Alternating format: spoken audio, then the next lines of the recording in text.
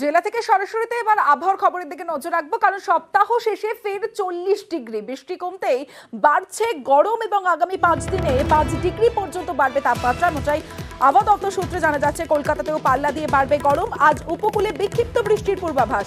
উত্তরবঙ্গের কিছু জেলায় বৃষ্টির পূর্বাভাস আলিপুর আবহাওয়া দপ্তরে। সাউথ ওয়েস্ট মনসুন আমাদের সাউথ আন্দামান সি তার সংলগ্ন সাউথ ইস্ট বেতে এবং নিকোবর আইল্যান্ডে 19 মে নাগাদ অ্যাডভান্স করার যথেষ্ট সম্ভাবনা আছে।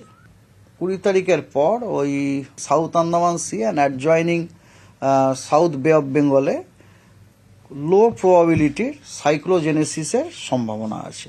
যদি এটা আসে যে ধরুন ওটা যদি আমাদের ভারতের ভূখণ্ডের কোনো একটা ইস্ট কোস্টে যদি আঘাত হানে, তাহলে ইন দ্যাট কেস ওটা হয়তো আমাদের মানে ইস্টার্ন রিজিয়নে মৌসুমি বায়ুটাকে হয়তো তাড়াতাড়ি এনে দিতেও পারে।